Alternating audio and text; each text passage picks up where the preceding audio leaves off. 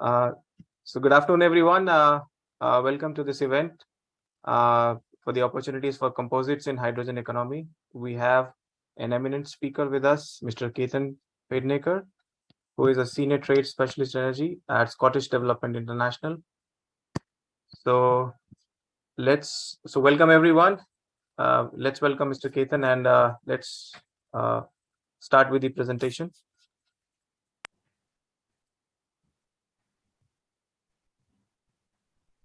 A very warm good afternoon to all the participants. Today, agenda for the symposium is we're going to have a speaker talking about opportunities for composites in hydrogen economy. And we're very proud enough that the speaker for the day is Mr. Ketan Pednekar. I'll shortly introduce him to you. And meanwhile, I'll share today's agenda. First, I'll be introducing CECA Asia.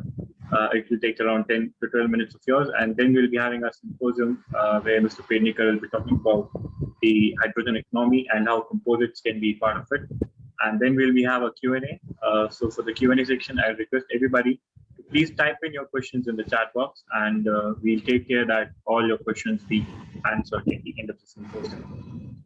So before we begin, it's very important to know a speaker. So a speaker, Mr. Ketan Pednekar, he has more than 25 years of experience in energy sector and who is now serving as senior trade specialist in energy for Scottish Development International, where he is helping Scottish supply chain in energy by facilitating strategic partnerships, technical collaborations, and increasing trade and goodwill between Scotland and India. And so we are very, very proud enough that he is with us to talk about hydrogen economy and how composites will play a major role in hydrogen economy. Thank you so much, Mr. Ketan, for joining us today. And we are very, very excited to know and get insightful knowledge from you on hydrogen economy. So before we begin, it's very important for us, all of us, to know what CECA is being doing in the recent past. I'll be introducing CECA Asia, its services, and of course the past and the present events and the future events that CECA is going to organize. So let's begin. So if I talk about CECA Asia, so it is the center of excellence, which is being set up by the adept and accomplished professionals from proposed industries, academics, and research organizations. CECA throughout is being supported with ceramic technologists, polymer technologists, material scientists, chemical engineers, geologists, and much more. From the day one, CECA Asia is supporting composite industries in their growth journey through technical support, technical training, project consultancy, arranging technical and financial collaborations with composite companies from developed portals globally, and of course by sharing the knowledge by organizing such amazing web symposiums, workshops, and amazing events. Also, CECA Asia especially focuses on the future generation to support and guide them for securing employment in composites field, to support in their education, training, internship, and finally selecting the right career, including higher education guidance in foreign universities. The CECA Asia has this mission and it has been working very strong.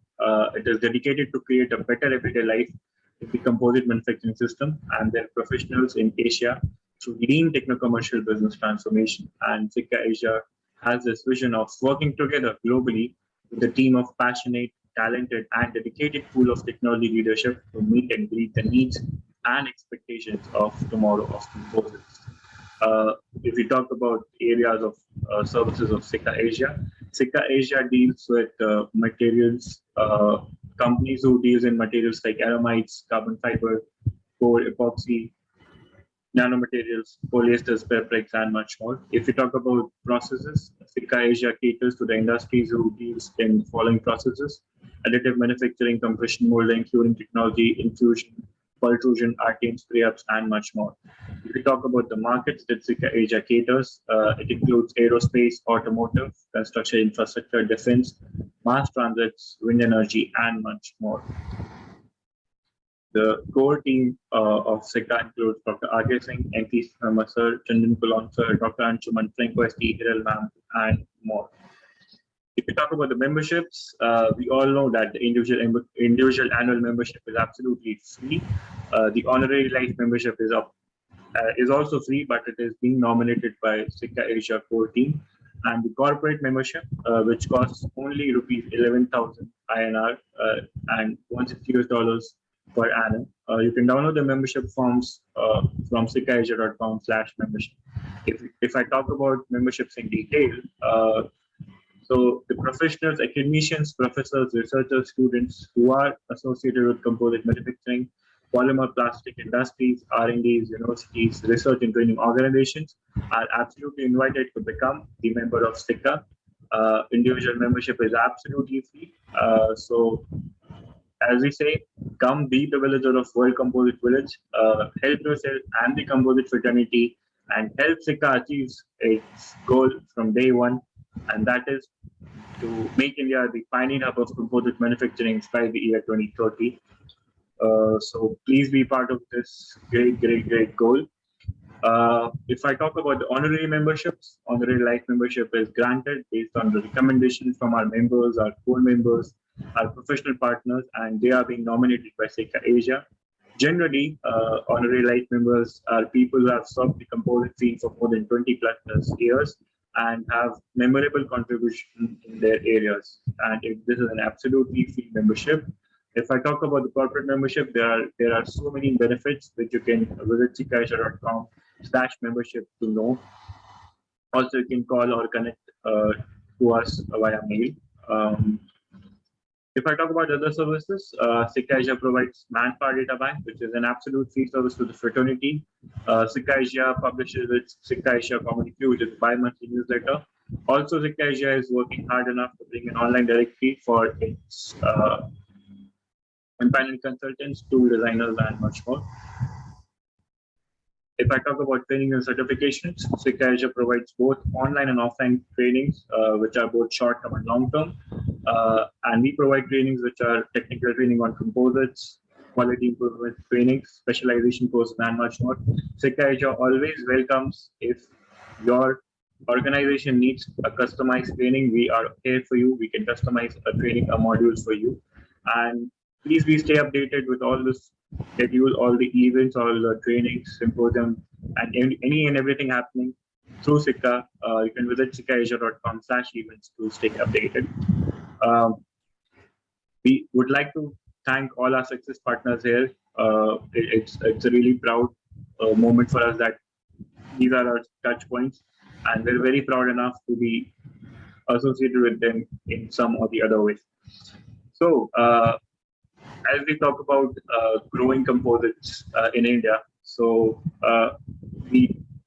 all the manufacturers and all the raw material suppliers in India would also like to export their material to go global, and that is how they'll be getting recognized, and India will be getting recognized as the hub of composites. So for that, it's a very proud moment for us that CECA Asia is one of the support partners of CAMEX, which is going to happen in October from 17 to 20. It's a 4-day event. It is going to happen in Anaheim, California. So it's a date with composites where you'll see exhibitors. There'll be sponsorships. There'll be theater presentations. There'll be meeting rooms for you. So there's so much happening in the CAMEX. If I talk about CAMEX, so CAMEX is the Composites and Advanced Material Expo. It is the largest, most comprehensive composites and advanced materials event in North America. Any day, it's one of the biggest events happening in North America, and we invite you to reserve your booth space. You can just come and showcase your company's products and services through a booth space in Anaheim. You can just maximize your company's investment and extend your reach to an engaged audience with a customized sponsorship package. Currently, the need of our industry, the composite industry, is to gather more vital than ever before. And industry influencers are eager to learn about your products and services, share their plans, and meet with like-minded tiers. So secure your booth space and sponsorship today, and not just at any place in CAMEX, but at the CECA Pavilion. So we're very proud enough to share this, that for the first time ever at CAMEX, there will be an Indian pavilion, which is being supported by CECA. So thanks to CAMEX for being so kind and providing this Indian pavilion for the first time to the composite fraternity of India. So, and also to share with you that CECA India, the CECA Indian Pavilion is being set up not at just any place. It is being set up at a very vibrant place between the ACE Awards and the CAMEX Park. So we expect a lot of visitors at the Indian Pavilion. And it's a very proud moment for us. So just place yourself at the first ever Indian Pavilion at CAMEX. Visit camex.secajo.com. You'll find more information about CAMEX.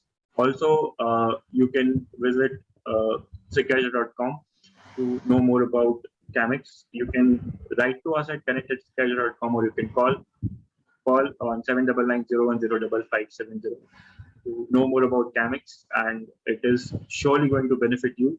And as I'm talking about being global, going global, taking the composite industries, the composite manufacturers, raw material suppliers, and everyone in India global. And again, it's a proud moment to share that first time ever, we are going to have one of the largest events on composites in India.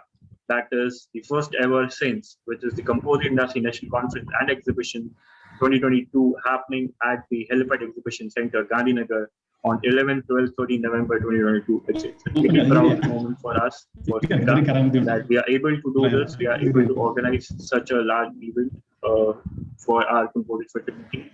And thanks to K&D Communications Limited, who are the joint partners for the event. And we are also supported by Atira Ahmedabad, SSME ISRO, Ahmedabad, and National Vadodara. So it's a really proud moment for us. There's so much happening behind the scenes for SINS, and we'll be sharing more information. You'll be finding all the information on secajo.com and our LinkedIn page in coming days and months. So we are very excited. We'll be sharing more about SINS in coming days. And if you want to exhibit yourself at SINS, if you want to do presentation, if you want to share knowledge about composites, if there's something you would like to be part of SINS, please write to us, please mail to us or call us to be part of SINS, the first ever SINS happening in India.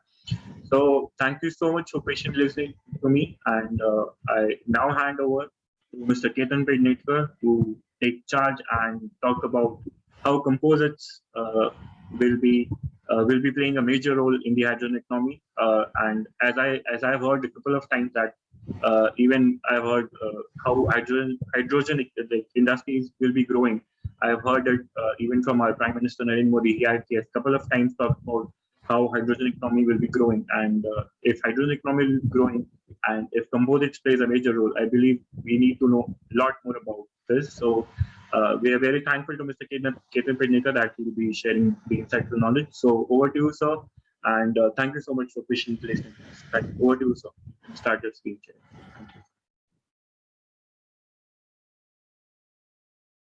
Thank you. Thank you very much, Prashant. So let me share my screen.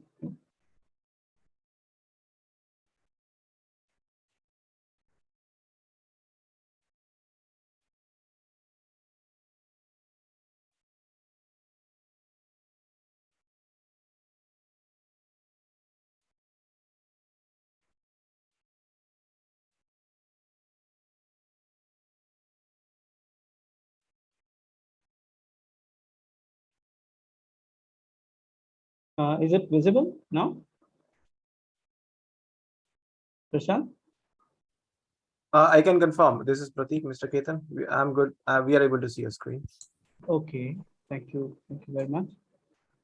Okay, so good afternoon, everyone. My name is Ketan Pednekar, and I'm a trade specialist, energy and low carbon transition for Scottish Development International, based in Mumbai.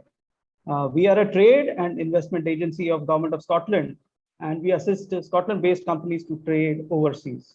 So I would like to thank the Composite Excellence Center of Asia for giving me an opportunity to share a high-level overview of hydrogen and related opportunities for composites in coming future.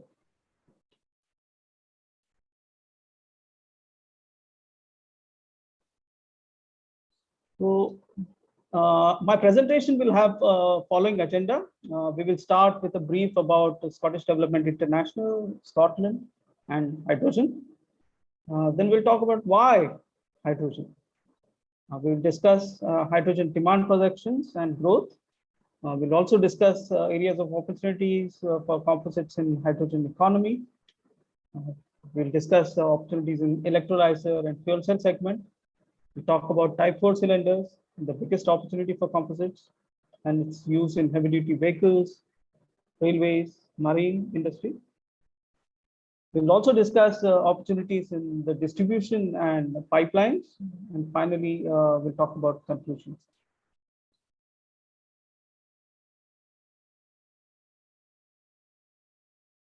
So first, let me speak about something about Scotland and hydrogen. Scotland is well known for its capabilities in the oil and gas supply chain. Aberdeen in Scotland is called the oil and gas capital of Europe. So Scotland is now rapidly transitioning into a low carbon economy. The focus is on renewable energy like offshore wind, wave energy, tidal energy, and hydrogen. Scotland has an ambitious commitment of reaching net zero by 2045, and most of its electricity already, around 99%, comes from renewable energy. So the focus now is more on decarbonizing hard to abate sectors through increasing use of hydrogen. Scotland is very well known for innovation. So around 200 companies make up Scotland's unrivaled energy supply chain for hydrogen related projects. Scotland has over 20 green and blue projects currently ongoing, or some of them completed. And we are very happy to collaborate with any partner to promote hydrogen use either in Scotland or overseas.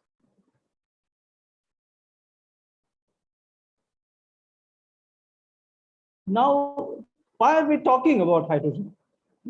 This picture says it all. This lonely polar bear is an unofficial mascot of global warming.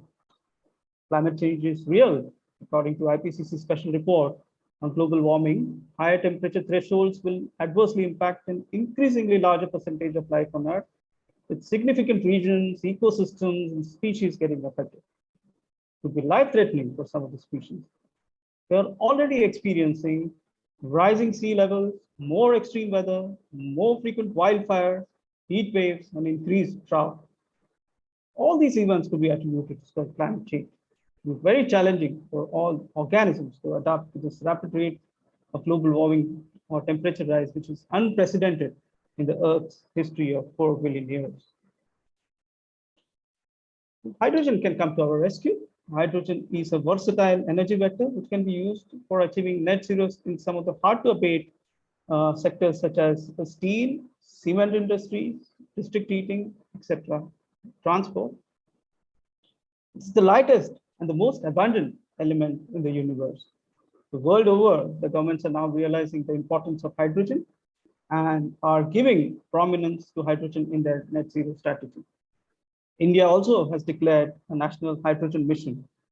The growth of hydrogen economy in India will certainly be rapid if government implements industry-friendly policies and takes bold initiatives.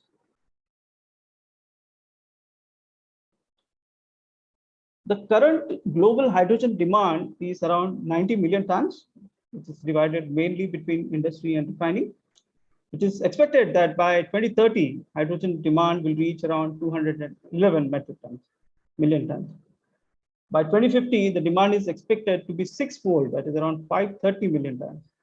These figures are considering that most of the world economies will reach net zero by 2050, which many of them have already pledged. These are huge figures and need a lot of effort and initiative by both the governments as well as industries. So even if we consider a bit conservative scenario, that is, if all the pledges or the projects which are declared or announced by the government till date are fulfilled, hydrogen demand is expected to be around 250 million tons, which is just below 3 times the current demand. And the infrastructure required to meet this demand will also see a rapid growth. This creates an opportunity for supply chain related to hydrogen economy, and composites will play a big role in storage, transportation, generation, and use of hydrogen in future.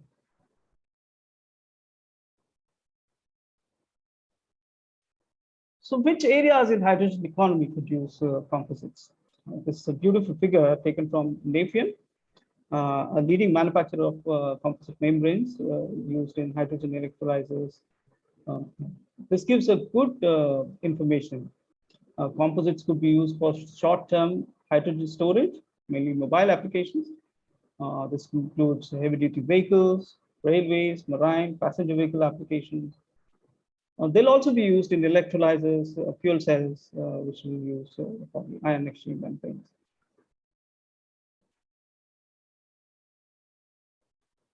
Although hydrogen is the most abundant chemical substance in the universe, it rarely exists as an independent molecule on our planet. Most of the time, it is bound to other elements or molecules to form compounds like water, carbohydrates, hydrocarbons, and DNA acids. So obtaining hydrogen is not easy. It usually requires a certain amount of energy to break the bonds connecting hydrogen to other elements. One such process is water electrolysis, in which electrical energy is used to split water into hydrogen and oxygen. To meet the expected demand, the large infrastructure and projects for green hydrogen, that is hydrogen produced through electrolysis of water using renewable energy, would be required. So big growth in electrolyzers is expected in near future. Lots of projects have already been planned and announced all over the world, even in India. So alkaline electrolyzers, proton exchange membrane electrolyzers, solid oxide electrolyzers are some of the technologies which will be used in development of these electrolyzers. Alkaline electrolyzer uses porous composite diaphragm of polysulfone network and zirconium oxide as an inorganic filler. PEM electrolyzer uses perfluorosulfonic acid polymer films such as Nafian as the electrolyte. And to regain the potential chemical energy stored in the hydrogen molecule, which is produced using electrolysis, hydrogen and oxygen are again combined to yield energy and water in the fuel cell, which works in the reaction opposite to the electrolysis. The picture shown here is of a fuel cell taken from Nafian. The membranes used in these fuel cells are similar to electrolyzers. These fuel cell use will grow rapidly, both in stationary as well as mobile applications in near future, as there is increased availability of green hydrogen worldwide. Huge R&D efforts are underway to improve the efficiency of electrolyzers and fuel cells, and the membranes are a critical part of the electrolyzers and fuel cells. So composite manufacturers having strong R&D capabilities could look at this area. This is a very niche market which is available.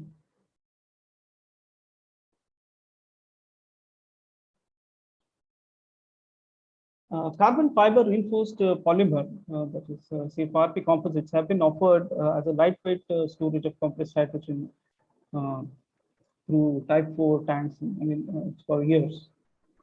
These Type 4 tanks comprise plastic liners wrapped with carbon fiber and epoxy resin. There have been a lot of talk in the past years for hydrogen as a fuel of the future. It's going to be the future, but it was all talk. The real demand didn't really pick up until the past couple of years. But due to serious climate change concerns, many advanced economies have now pledged net zero commitments, especially during recently concluded the COP26. This has generated a lot of interest in hydrogen, and it will play an important role, especially in the hard-to decarbonize sector. Its use in decarbonizing heavy-duty transport has generated a lot of interest. This Type 4 cylinders, due to its low weight, are the favorites because the low weight is critical in mobile applications. A lot of activity could be seen on ground.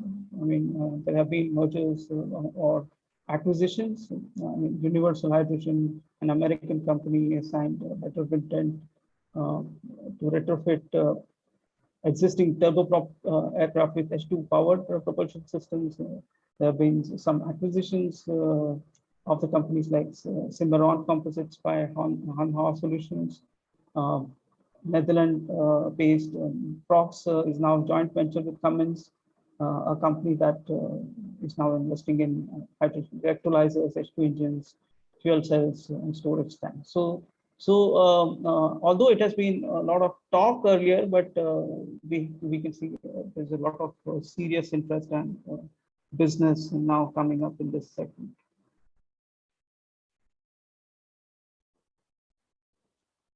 Transport sector is expected to see a big growth with more than 4.5 million fuel cell electric vehicles expected to be on board by 2030. And in fact, the IEA, International Energy Agency, estimates that fuel cell manufacturing could enable a stock of 6 million FCVs by 2030, satisfying around 40% of net zero emissions by 2050 scenario needs. China, Japan, Korea, along with Europe, are expected to lead the rollout of these vehicles. The growth in near future is expected to be in trucks, buses, trains, although the passenger vehicles will also see more demand as the refueling infrastructure grows. There's a huge opportunity for composites in hydrogen storage mobile applications, as these tanks are light and they are preferred option in mobile applications, although they are more expensive as compared to their metal counterparts. The French automotive Tier 1 suppliers for Asia and Plastic Omnium forecast around 2 million hydrogen-powered vehicles per year. These around 1.5 million would be light-duty passenger vehicles. Asia will be the leader in FCV market with 70% of the market. They say that around 40% of this value of fuel cell systems is actually in hydrogen storage tanks.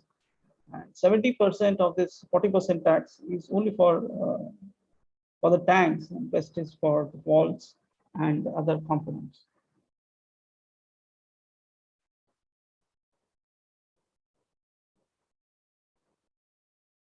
European Union is going to mandate 30% emission reduction by truck OEMs. This will force them to manufacture either electric or FCEV truck. So it's likely that almost at least 5% of the trucks manufactured will be FCVs. This means that around 2030, as much as 15,000 to 20,000 trucks per year will be FCV trucks. This is, stated by a few of the manufacturers. The Hydrogen Porous is a Norwegian company. They estimate that there will be around 630% increase in hydrogen storage tank sales.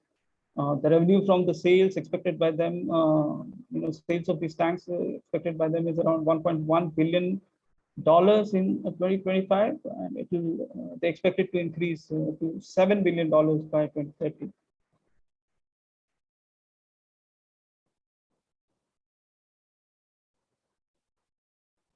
For road trucking, battery electric vehicles remain the most competitive decarbonization option, at least for lower and mid-range use cases. So the ones which are not traveling too far. But FCVs are the best positions to cover long-haul cases, especially the upper spectrum cases where higher daily ranges are required. So where the vehicle travels too far. While most of the freight transport segments are not weight constrained, but FCVs are the only alternative for weight sensitive use cases of any driving range, including pulp and paper or iron or steel transport. This is because heavy batteries would reduce the payload which is available to the truck to transport. And this is where FCVs even though they have weight, but it is certainly much less than battery vehicles, which are designed for a long haul. So, as discussed in the last slide, almost 15,000 to 20,000 trucks per year of FCVs will be manufactured in EU itself. So, if we consider around 5 to 7 tanks in each vehicle, the requirement of these tanks is around 100,000 tanks per year in the EU itself. This picture, which I've taken, is from Pollard Motive Systems. This is a Scotland-based company. They specialize in complete powertrain systems that decrease complexity and development time for fuel cell electric vehicles.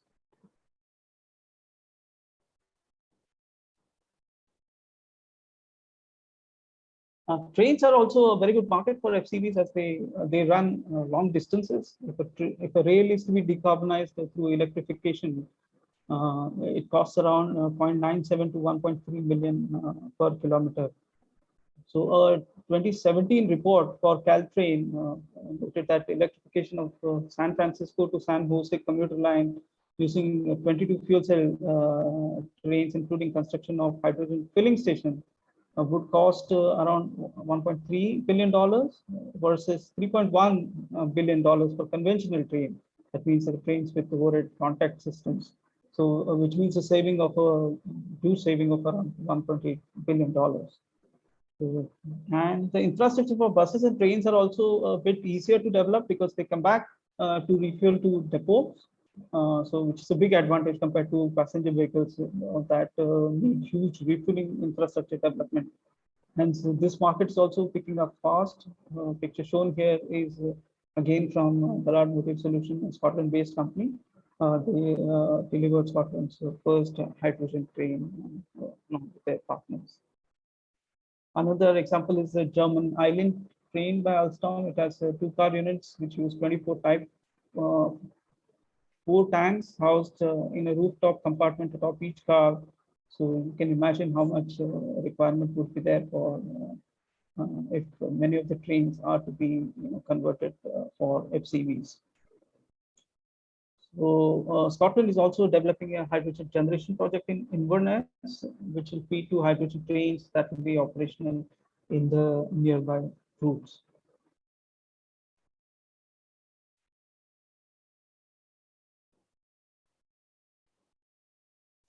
Shipping industry is responsible for around 940 million tons of carbon dioxide annually, which is at least 2.5% of the world's total CO2 emissions. So there's a lot of interest in cleaning some of the marine vessels. And the picture shown is of a proposed hydrogen-powered ferry in Orkney in Scotland that will be operational soon. There are similar projects in Norway as well. So historically, marine vessels there was more focus on liquid hydrogen storage. However, there is an increased interest towards compressed gas. But in marine vessels, it's not standard, so there's no one size fits all solution. There's huge range in architecture, types of vessels, and each solution must be thought out well, considering many factors. Marine projects are also very niche projects with margins. And composites could give ideal solutions for maritime due to harsh environment and corrosion.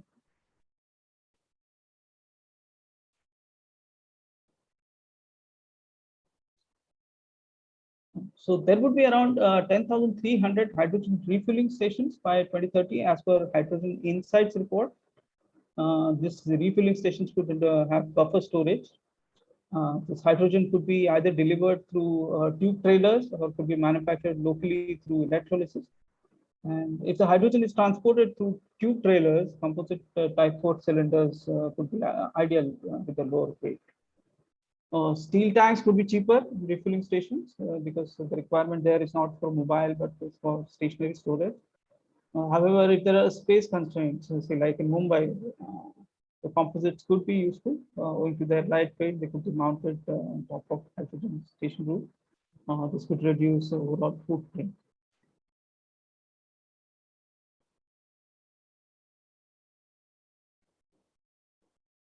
Longer term, hydrogen pipeline network offers the most cost-efficient means of distribution.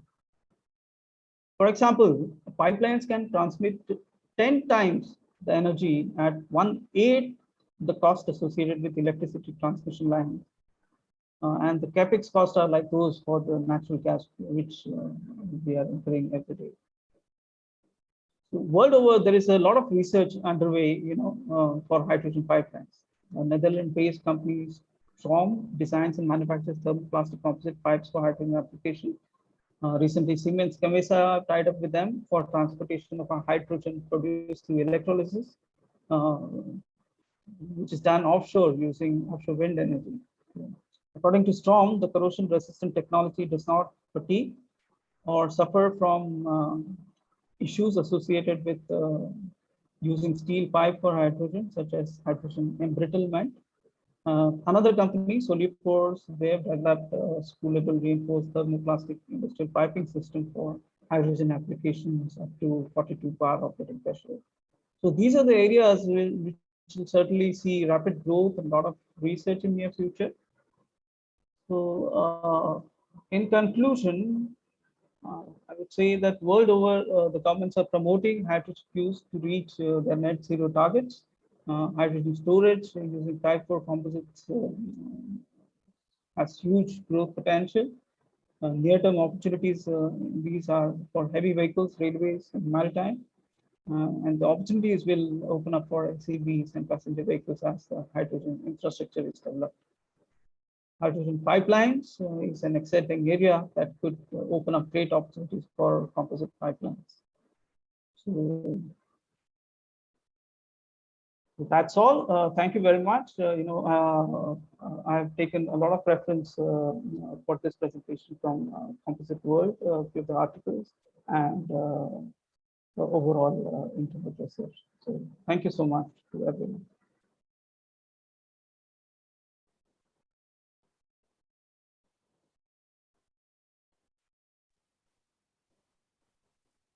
Thank you so much, Mr. Ketan. Thank you so much to all the participants for contributing their time. It was great knowing about briefly about what hydrogen brings for the future of our country and as a whole world. Great to understand like how the hydrogen will transform the energy requirements of the world.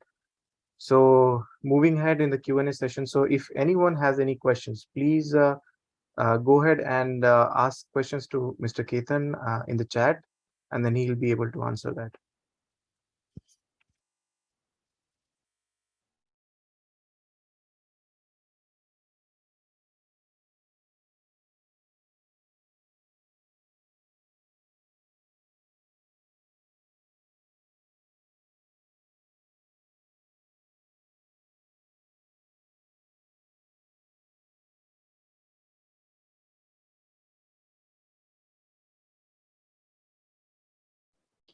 I think it was a high-level presentation, so not many people have too many doubts or questions as of now. But I'm very happy to meet up with you, and if you find there is any possibility for collaboration between Scotland and India, we are very keen, to promote or facilitate that collaboration.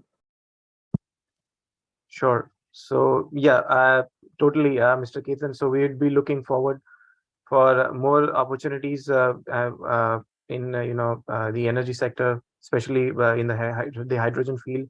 With your expertise and experience in that, we would definitely like to collaborate with you in future, and maybe have some detailed symposium soon with the participants. So thank you so much, Mr. Ketan Pednekar, and thank you so much everyone for their time. And so I do not see any questions or comments from anyone, so I believe it's time to sign off. Thank you all the participants for patiently listening to what I said earlier. Thank you so much. Thank you, Prateek, for facilitating this. Thank you, Prashant. Thank you, everyone. Have a good one.